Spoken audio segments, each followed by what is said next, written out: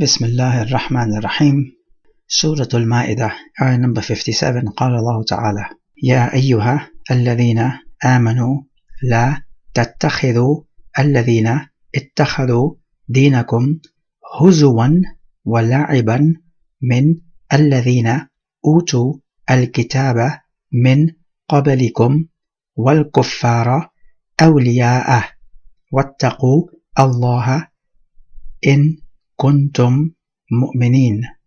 So he begins with the famous call that we have encountered time and time again, which means that what is coming up will be a test of your iman, and also it will be a quality of the true believers.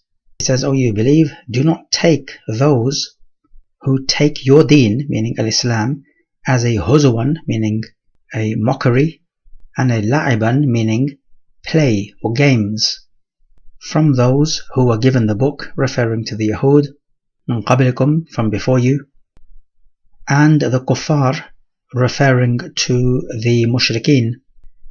He separates between the Yahud and the mushrikeen, even though they are both kuffar, because shirk is uglier than the kufr of the Yahud. And he orders us to have taqwa of Allah.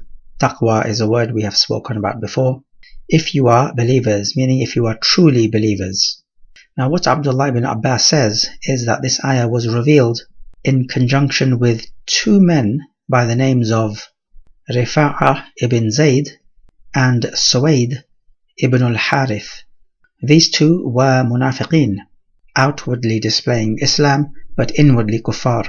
And so what happened was that some of the real Muslims had a close friendship and love for them, meaning for these two munafiqeen. And so this ayah comes down saying, no, do not take these people as awliya. Awliya meaning supporters and allies. It has the mixture of mahabba, qurba, wa nusra, where you help each other, you have love for each other, and you are close to each other. Do not take such people as awliya. As for the word deen, then this is kullu ma yultazamu bihi, everything which one adheres to. So it is a lifestyle. So reflecting on this ayah, the obvious lesson, do not take any kafir as an ally, which is a wali. Remember, it has a mixture of mahabba, qurba, wa nusra. So this ayah is similar to ayah number 51, which talks about not taking the Yahud and Nasara as awliya. This ayah uses the word kuffar, which is broader. One might ask, well, why is this? And the answer is, taking these people as allies is going to have an effect on you, and in particular your iman, and you'll find yourself becoming like them, outwardly and inwardly.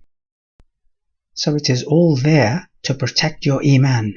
As for the word la'ib, meaning play or games, then it means that this is something which does not really have a worthwhile benefit.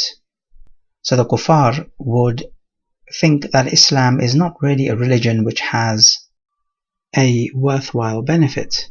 If we take into account what Abdullah ibn Abbas said, then we may take that nifaq is taking Islam as a mockery and fun and games.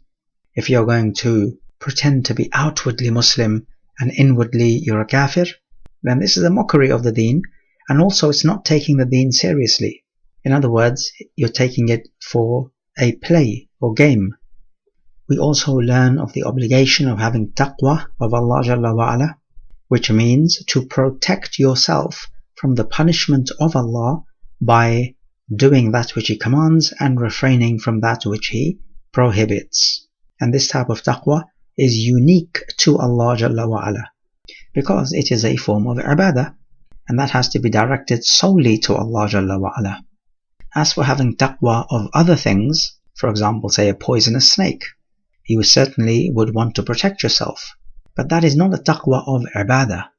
That is simply wanting to protect your own self, without having any particular love or veneration towards that snake. And we also take that taqwa is a characteristic of the believers. Ayah 58, وَإِذَا نَادَيْتُمْ إِلَىٰ الصَّلَاةِ اتَّخَذُوهَا هُزُوًا وَلَعِبًا ذَلِكَ بِأَنَّهُمْ قَوْمٌ لَا يَعْقِلُونَ. And when you call out for the salah, meaning the adhan, they, meaning the kuffar, take it as in the salah, as a huzuwan, as a mockery, and a la'iban, and a game or a play.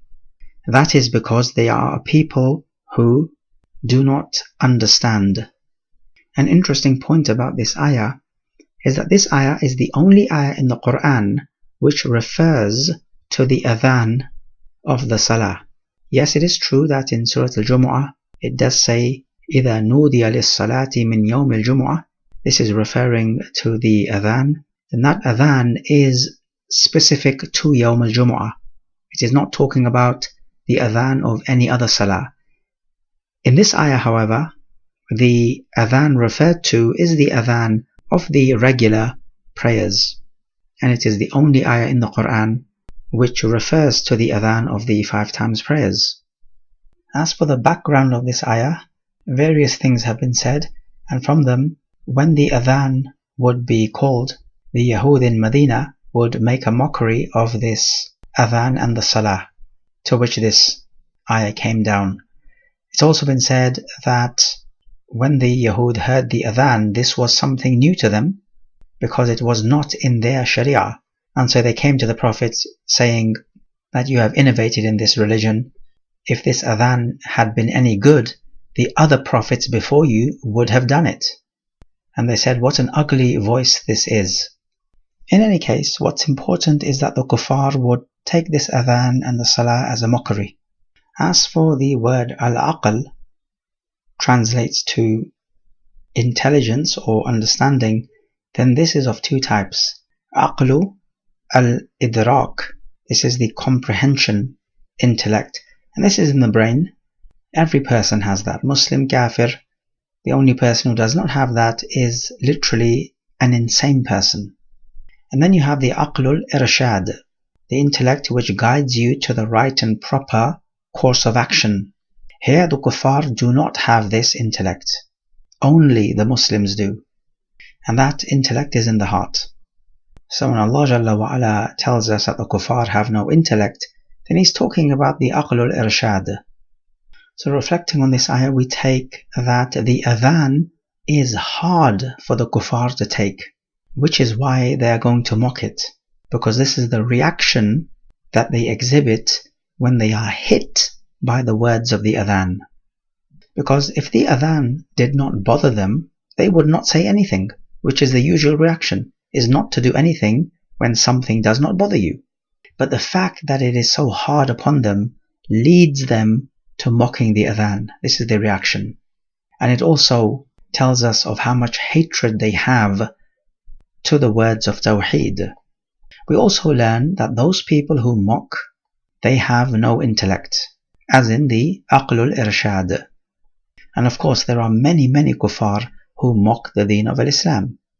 We may also take that the adhan is legislated in the deen, and from that it follows the virtue of the salah itself, in that we are required to call out when the salah is going to be established.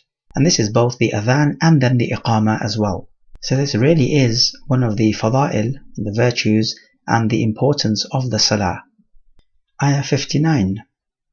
قُلْ يَا أَهْلَ الْكِتَابِ هَلْ تَنْقِمُونَ مِنَّا إِلَّا أَنْ آمَنَّا بِاللَّهِ وَمَا أُنزِلَ إِلَيْنَا وَمَا أُنزِلَ مِنْ قَبْلُ وَأَنَّ أَكْثَرَكُمْ فَاسِقُونَ. In this ayah, the Prophet is ordered to say, O people of the book, هَلْ تَنْقِمُونَ مِنَّا, from the verb نَقَمَ يَنْقِمُ, نَقْمًا, which means to resent someone or to hold something against someone. So the ayah is asking the question, is the only reason why you have resentment against us is that we believe in Allah and what has been sent down to us and what has been sent down before us, meaning the scriptures before us, and also the fact that we believe that you people are evildoers, or rebellious. So is this the only reason why you resent us, or that you have a grudge against us? Now, what needs to be noticed is that this ayah is a type of rhetorical speech. It is the art of praising someone in a style which resembles rebuke. So the question in the ayah is, are you resenting us? Meaning, is our only fault that we believe in Allah and what is revealed to us, meaning the Quran, and what is revealed to those before us, meaning the previous scriptures, and that we believe that you people are rebellious? Is this our only fault? Why you would resent us? But the point is, this is not a fault. Believing in Allah and all the scriptures, and believing that the Ahlul Kitab are rebellious, this is a praiseworthy quality, not a rebuke-worthy quality. Also notice the justice in this ayah when he says that most of you are fasiqun, not all of you, because from the Ahlul Kitab are those who have a humble heart and who embraced Islam, such as Al-Najashi and Abdullah ibn Salam and other than them. Okay, so reflecting on this ayah, we may take that you can use rhetorical speech or stylistic speech to convey your message, just as this ayah does. We also learn of the fadila of this ummah, that this ummah does not pick and choose. It believes in all of the messengers, all of the scriptures, unlike the Yahud and Nasara. We also take that the Yahud and Nasara have no right to be resentful. Rather, on the contrary, they should be embracing Islam and embracing the truth, and that their anger against the Muslimin is unfounded and simply an inspiration from shaitan. We also take that indeed most of the Ahlul Kitab are rebellious, in that they do not embrace Islam, and even with regards to their own scriptures, they pick and choose to suit the modern day fashions, as we can witness in this day and age.